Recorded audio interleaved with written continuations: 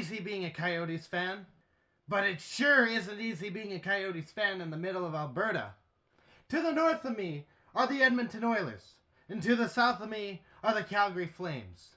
And here I am, smack dab in the middle. So join me as I talk about the 23-24 Arizona Coyotes on Season 1 of the Albertan Coyotes Fan. So stay howling and go Yotes!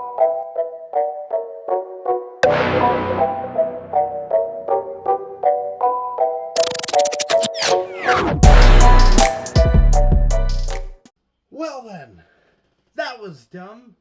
Get prepared for something that you might call just a little dumber. Yotes lose 4-1 against the Philadelphia Flyers. Now, I'm going to go through a quick coverage of the game. It's going to last like a minute.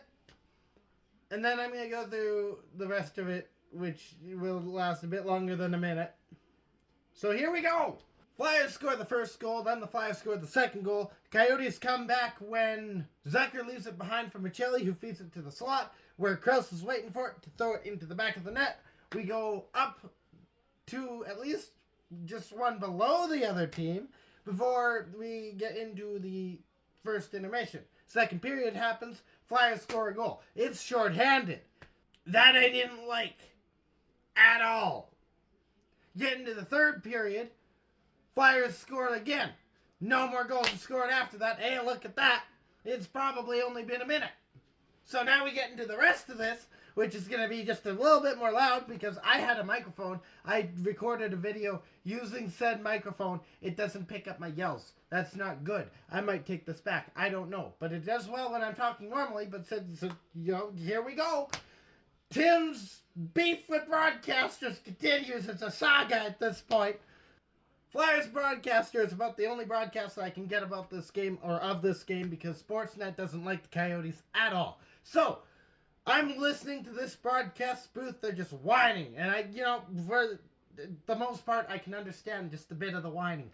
You gotta be biased just a little bit towards the team that you're broadcasting for, so I get it. But at the same time, at least make your broadcast just a little more interesting. We're sitting here listening to the broadcast, and it's, Flyers take it up the boards. Flyers will, they'll dump it in, and then they'll charge in after the puck. Well, they gave it away to the Coyotes. Coyotes take it up to the other end of the ice, and they shoot, and it's a save. How is that entertaining? How is that entertaining at all? Like, I've been told that my videos can be boring. Yes, I understand that, because when I was, early on into all of this stuff, I was basically the same way. We scored a goal in the first period. It was Zucker to Michelli to Krause. It went into the back of the net. Hey, look, we are up one. Woo. Yeah, now I'm beyond that just a little bit. Just a little bit. At least I found my groove a bit where I can be a bit more excited about my team doing exciting things. Apparently the Flyers broadcast team, which gets paid to do what they do, by the way, they get paid to do what they do. They haven't figured that out. I don't get paid. So, for one thing, it gives me the freedom to say what I want, kind of. I'm not going to swear or anything. It's a family-friendly channel. But it also basically says numbers, or says a lot about the broadcast team, considering someone who's not getting paid to do any of this is a bit more loud, at least. I don't know about entertaining, but louder than the broadcast team that gets paid the big dollars to do this. And I can forgive that. I can forgive that as well. Broadcasters have their own way of doing things. I get it. Some of them, they're like really ramped up. I can think of the Bruins broadcasters, the Caps broadcasters.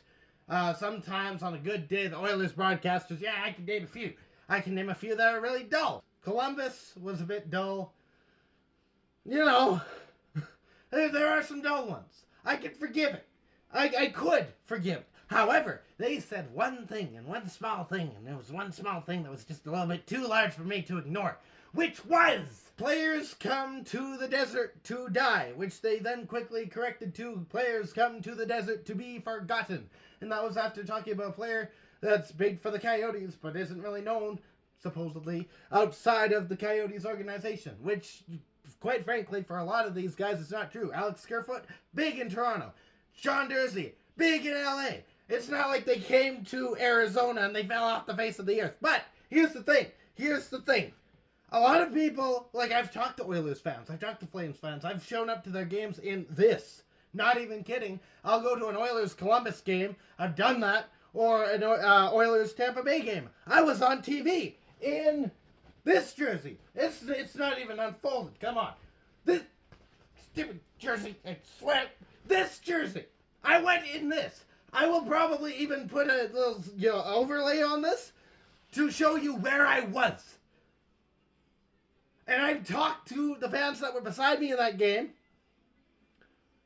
And they've mentioned, like, oh, well, Keller looks really good. And you have a good prospect pool. And Krause looks really big. He looks really strong. And, oh, well, Bjugstad. Thank you for Bjugstad. And, that whole rigmarole. Calgary, much the same thing, save for the Bjugstad stuff because, duh, it's an Oiler. But now a Coyote. They know Coyotes players. You want to know what I don't know? You want to know something that I don't know? To make this whole thing hypocritical on the broadcaster's part? I don't know a single player that's on the Flyers. When Giroux left, there was not one player on this Flyers team that I recognized. Here we go. Here, I'm just gonna, I'm gonna pull up something on, here. Just so, because I can't remember all of them off the top of my head. Bruins, Brad Marchand, Pasta, Allmark, Swayman, Panthers, Matthew Tkachuk, Red Wings. As far as I remember, Patrick Kane just got signed there. He made his debut tonight, I believe. So I can at least name one there. Toronto, you got Matthews, Marner, Tavares, Nylander. On Tampa Bay, I'm going to blank on something about Vasilevsky. I know Vasilevsky. Braden Point. Montreal, they've got Cole Caulfield. They've got Wi-Fi. I'm not even going to try his name, quite frankly. Sabres, Tage Thompson. Senators, Brady Tkachuk. Rangers, Fox, Panarin, Zibanejad. There we go. I'm not reading these, I promise. Like, this is what I've got. Like, I've got the teams up on my screen. For the Islanders, Engvall, Nelson, Canes, Antti Ranta. I can say that one because he used to be a Coyote. Capitals, Ovechkin, Wilson, Kemper. Why? Devils, the Hughes brothers. There's an S at the end of that name. Penguins, Sidney Crosby, Malkin, Blue Jackets. They have, I don't know his first name, but Jenner. I've been using last names anyway, it's fine. Going into the Western Conference, Colorado, Cale Makar, Nathan McKinnon. Dallas Stars, Pavelski, Ottinger, Wedgwood, who used to be a Coyote. Jets, Hellebuck, Wheeler. I think Wheeler's still on the team, isn't he? Coyotes, I can name you a few Coyotes. Michelli, Krause, Kerfoot. Get the point. You get the point. Predators, Roman Josi, Blues, Jordan Binnington, Hofer, Wild, Marc-Andre Fleury, Zuccarello, Kirill Kaprizov, which, by the way, I did have to look up just to make sure I was pronouncing his last name correctly, because, but I remembered the name enough to look it up. Blackhawks, Bedard, but that, Golden Knights, you got Marchessault, Hill, Thompson, Kings, they had Dursey, Doughty, Canucks, the other Hugh brother, Quinn Hughes, Thatcher Demko, JT Miller, I believe is still there, Flames, Huberdeau, Kadri, Kraken, I'll be honest, I haven't been paying attention to them. I don't know much of their lines either, but they didn't wrong me in this. Oilers, McDavid, Draisaitl, Kane, Nugent-Hopkins, Nurse, Skinner, Campbell. Do you want me to go on? Bouchard. Ducks.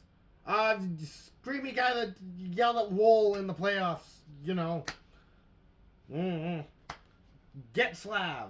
Sharks. Logan Couture on the Sharks. I just went through all 31, save for the Flyers, NHL teams, which I have been able to name at least a star player, or at least a player that I recognize from that team. You want to know what team I missed out on because I can't remember, or at least I don't know anything about this team? Philadelphia! They might have Cody Glass because they kept mentioning Glass the entire time because the puck kept going off of it. So I don't know. And to make it just a little bit better, like I said that I'd forgive the whining at the beginning. Now that I've mentioned all this, I can't forgive the whining at the beginning because there was a hooking call that the Flyers made where a Coyotes player had his stick up and he was hooking as well, and the broadcast booth was basically calling for the Coyotes player's head. And then there's another play which just irks me a little bit more, where one of our players and one of their players kind of collided. Their players came from a freaking mile away to hit our guy, and it was called boarding, rightfully so, because that's what boarding is. They're up 4-1, it's not that big of a deal, and the broadcast crew is complaining, Torts is being torts, which I'll get into right away here, and it was just a horrible situation. Now, I said I'd get right back to him. Well, here it is, like 3 seconds later. Tortorella, hey, how's it going, bud?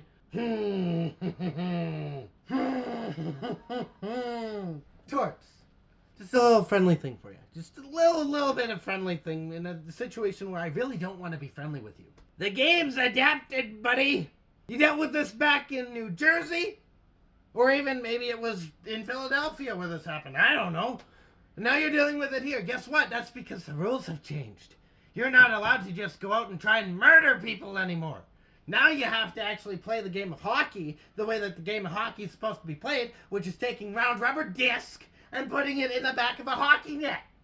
It does not involve necessarily putting someone in the hospital to do it. It involves skill now. It doesn't involve violence. Sometimes violence happens because the ref makes a mistake and so the team has to discipline the other team for them, which, yeah, until the refs fix their situation, that's fine. But that's not what happened tonight. Tonight, it was basically go out and cream them. And, you know, Torts just going out there, he's yelling at the refs about the calls that were made, yelling at the refs when something wasn't going his way. Hey, Torts, why don't you go and fight the entire Coyotes lineup, eh? Do what you did with the Flames, see how well that works out for you. We all know how it went last time, right? Do it again. You're washed up. You're outdated, just like the iPhone 3, which came out however long ago. The iPhone 3 is outdated now. They're on, what, 15 now? And all the technological advancements that happened on the iPhone 15 based in comparison against the iPhone 3. Guess what? Hockey's done the exact same thing. It went from the iPhone 3 or the Hockey 3, which was, you know, a bit more blocky, a bit more rough around the edges where you had to be a bit violent with it to make it to work, to now it actually works without all of that. And we don't need coaches who go and say, hey, why don't you put that guy in the hospital? Because that would be beneficial in putting the puck in the net, because now you're going to get penalized for it. And when you get penalized for it and you start yelling about stuff, it makes you look like a silly goose. Because the game's adapted without you, buddy. Am I salty because the Yotes lost? Absolutely. Would I be less salty had all this other stuff happened or not have happened, I suppose is what I should be saying? Yes, probably. I would probably looked at this like, okay, the Coyotes suck. Yeah, they did. The Coyotes' defense fell apart. I don't know what else to say. I could go on about that. I could go on like, oh, well, the defense on the Coyotes, they just sucked tonight.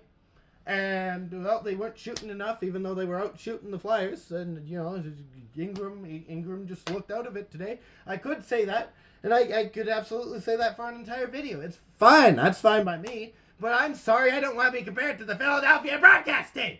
So this is what you get. This is what you get for tonight. And the next game, it's on Saturday. The Coyotes are going to Boston. I'm going to have to figure out how I want to do that because I'm also having a Christmas dinner with my family basically at the same time. It's dinner, but it's lunch. So whether it's just I kind of cover bits and pieces of the game and figure it out from there, or if I just kind of say the heck with the family and, well, I made a commitment just to watch the game while everyone's eating lunch. But I'm probably not going to do that. So we'll see what happens on Saturday. In the meantime, stay howling and go Yotes and boo Flyers. We're going to have a personal beef here. If you liked what you saw, or if you hated what you saw, you know what? That's fine too. I understand Philadelphia Flyers won't be happy to hear this one, or their fans. I understand that. Do what you gotta do.